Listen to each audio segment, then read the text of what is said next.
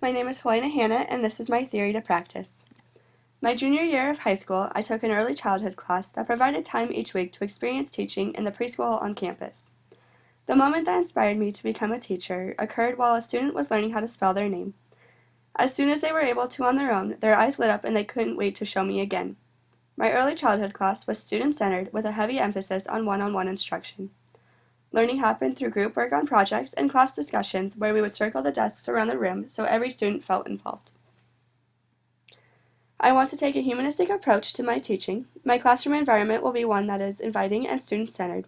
Instruction will be differentiated to accommodate the multiple intelligences of my students. My goal is to teach in a way that builds off students' prior knowledge and past experiences. I want students to be engaged and take interest in their learning. In a language arts classroom that allows students to have a say in their learning, they will feel motivated to want to explore reading and writing topics they are passionate about.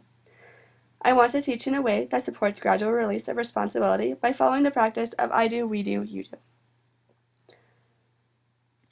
Reading, writing, speaking, and listening will be incorporated into my activities every day to ensure that my lessons are well aligned to Common Core and ELA standards.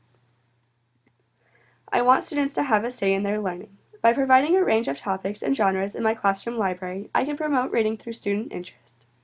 Time will be provided every day for students to read their selected books. Mini lessons will be given frequently. At this time, students will be introduced to a variety of genres such as informational text, poetry, fiction, and nonfiction. Writing will be integrated into all subject areas. In math, students will explain their reasoning, and in science, students will write reflections. Throughout the year, students will complete writing tasks where they will explore how to write narrative, informative, persuasive, and research papers. I also want students to complete a journal entry every day. This provides students with daily practice in writing technique and allows them to reflect on their progress. Speaking and listening will be supported by the layout and daily activities in my classroom.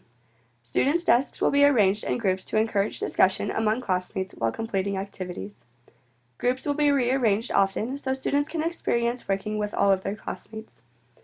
This will promote community building as students get to know one another and feel comfortable working together. I want my classroom to have a designated area for whole group instruction.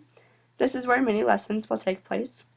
I will have a reading corner with a classroom library, and technology will be accessible as needed. An example of an activity I will use in my classroom is assigning group presentations. Together as a group, students will collaboratively compile information into a Google Doc as part of the building process of their presentation. Students may choose the visual to enhance their presentation, such as PowerPoint or collages.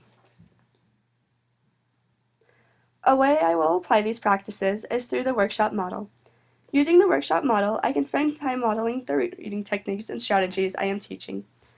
Students have the opportunity to observe what I expect from them and a chance to practice as a group before moving back to their seats for individual practice.